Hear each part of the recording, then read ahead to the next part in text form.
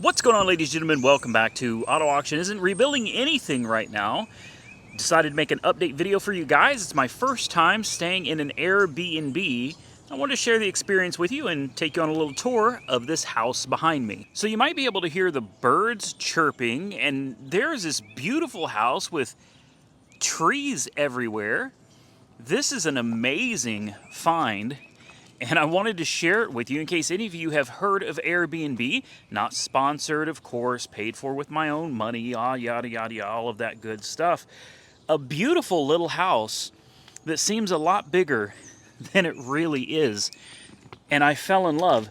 I may never stay at a hotel again. And yes, this particular house is pet friendly. There's the dog. Hey, Sugar. Take a look at this. This blows my mind. I'm not going to tell you yet how much this house costs to rent. We've been staying in a hotel for about a week and a half. Finally, we decided to try something different.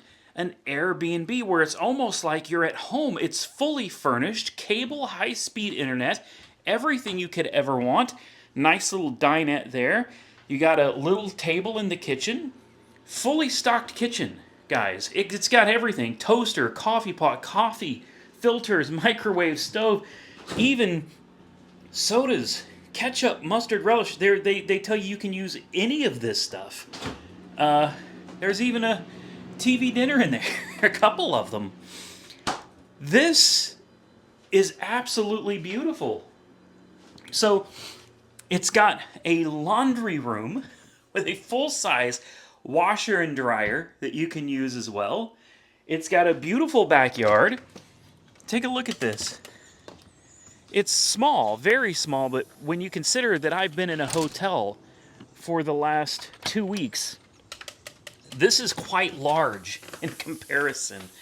Beautiful cabinets, beautiful wood floors, 1 bathroom, 2 bedroom.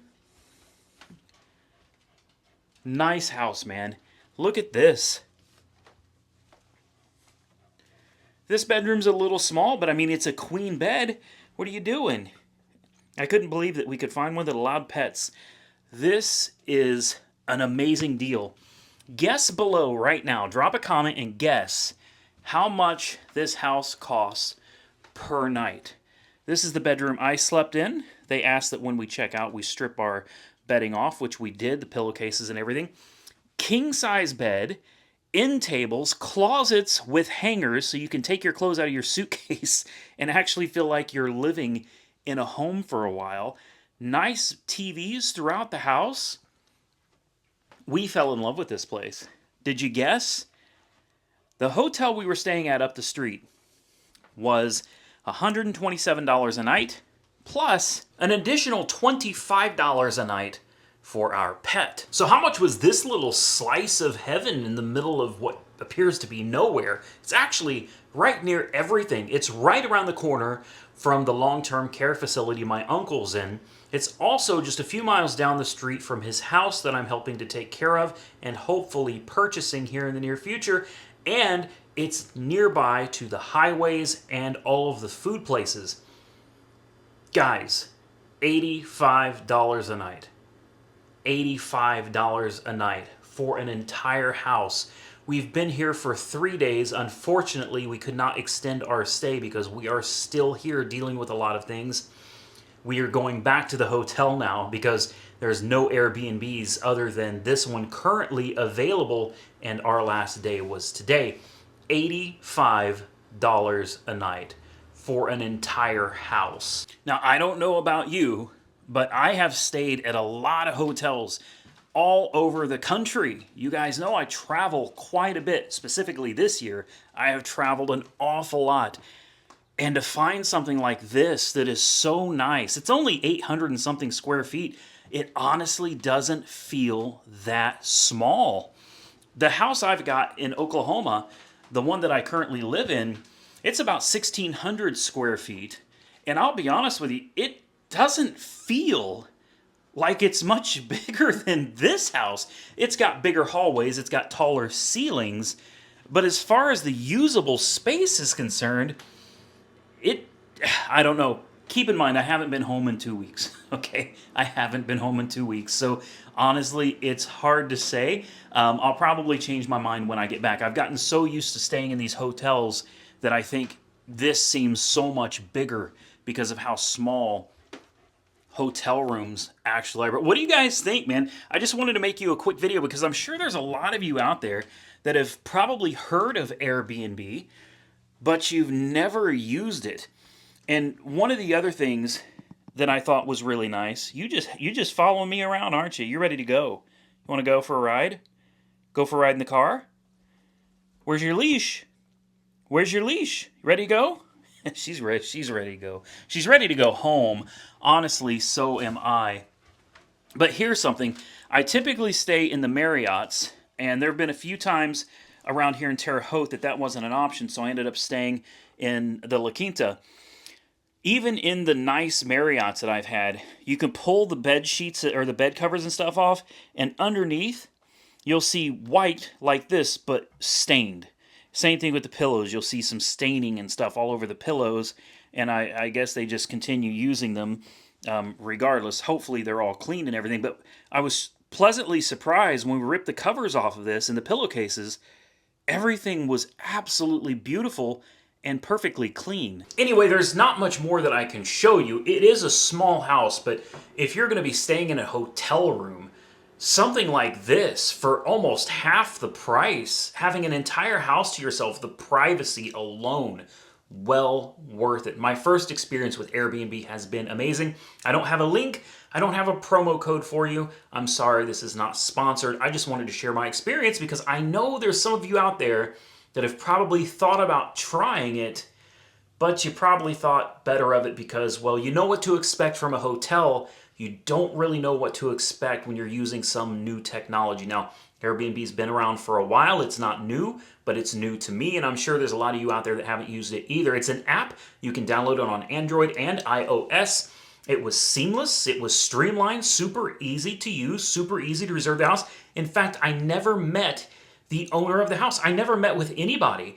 There was like a padlock thing, one of those real estate lock boxes on the door. They give you the code as soon as you pay for it.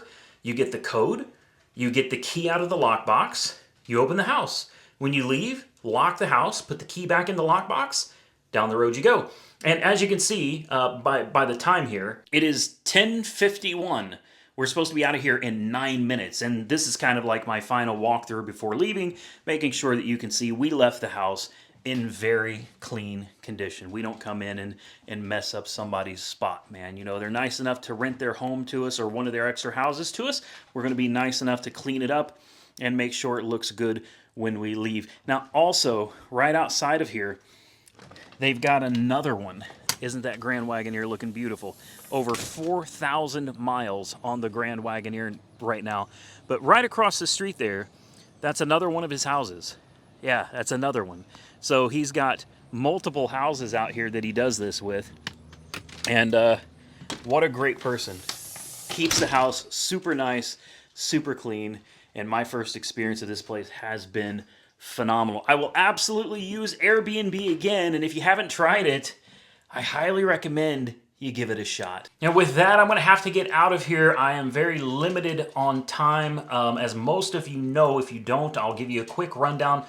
My uncle fell ill with, unfortunately, dementia.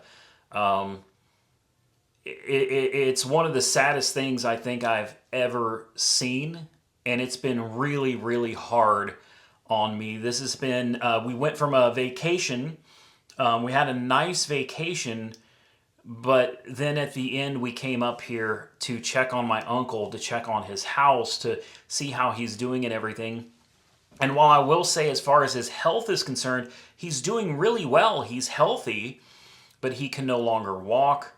And as most of you probably know with dementia, you really just don't know what to expect. Sometimes he's really alert and aware of everything.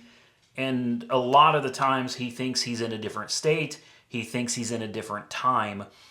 He seems to a lot of times think that he's somewhere in the 80s and living back in Oklahoma where he and my grandma and grandpa used to live.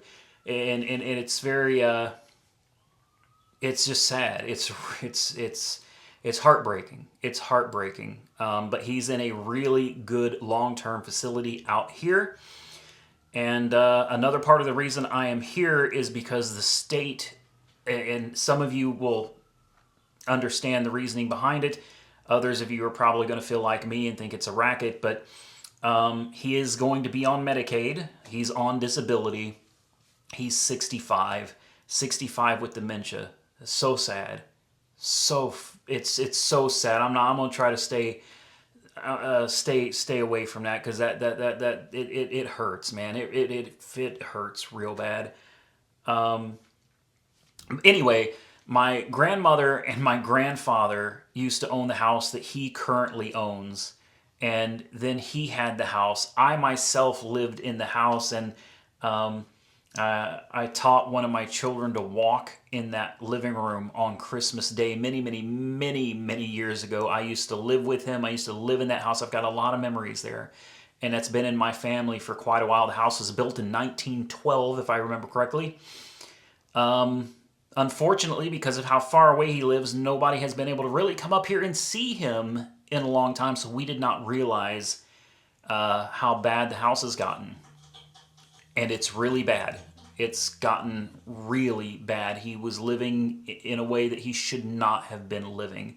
And I suppose over the last many months, probably 3 to 4 months, his dementia, which nobody knew he had, got to the point where he forgot to pay his bills. He wasn't taking his medication. He's got diabetes bad. He has trouble walking. And when his dementia kicked in, he quit paying for his utilities. He was found laying unconscious on the floor, and he almost died. And nobody knew. And that's hard to imagine. That's real hard to imagine. Anyway, not gonna go there today. The important thing is he's doing really well right now. But the state is forcing my family to sell his home because they won't pay for his long-term care unless his house is sold. They're spending all of the money in his bank account, which wasn't much, and they're forcing him to sell his cars. Basically, anything and everything he and my grandparents owned of value is being forced to be sold. I had to beg the state to let me buy the house, which honestly probably should be condemned. And I am here waiting on an appraiser to come out and appraise the house. I have to buy the house at fair market value. Whatever the appraiser says the number is, if they say that that house is worth 40 grand, I have to pay 40 grand. It doesn't matter if it's only worth 18. It's all up to what this appraiser says, and that's what I'm still doing here. I am the only hope for saving my grandparents and my uncle's house before the state sells it, demolishes it. Who knows what they would do with it? I don't know, but I can't let that happen. So it's probably going to cost about everything I've got to make this happen. But that's what I'm doing. I'm here visiting my uncle every single day that I'm here. I have gone and I've seen him. And like I said, he's doing, health-wise, he seems to be doing really well, much better than he was in that house. But my goal now is to save the house from getting sold to a stranger where it would be demolished or who knows what. I'm just trying to keep the house in my family. It's all we have. It's all we have from my grandparents and my uncle. So it's very important to me to try to hold on to that. With that, I'm going to get out of here. I'll probably try to bring you some house videos of that house later on. It's not in any shape right now. I would not bring you guys into that place. I wouldn't disrespect my uncle that way. But later down the road, if I'm able to purchase the house and everything, we can do something like that. A lot of content coming. Sorry. I'm probably going to be heading home soon, and there should be some content coming for you guys. I've got a lot of cars that I have won that's sitting down at AR headquarters. I just put in what appears to be the winning bid on a 1984 Buick Grand National. That's hopefully going to be a big deal for the channel as well. The flooded Mustang GT will be getting back to that. I won a 1985 Honda Accord 1800. That should be interesting. We've got a lot coming, guys. So bear with me. Stay tuned. If you can, watch some of my old videos. It would go a long way to help. I know money's not my top priority, but I do have bills to pay. And while I appreciate all of you hanging in there and waiting on me to get back, it's important that you understand me not making videos is the same thing as if you didn't go to work. I have no videos coming out, which means I have no money coming in. No money coming in, and I'm up here spending ridiculous amounts of money for hotels and trying to help take care of the business side of things that needs taken care of up here. So I appreciate you watching. Share the video, subscribe to the channel, comment below, and I will see you guys very soon in the next one.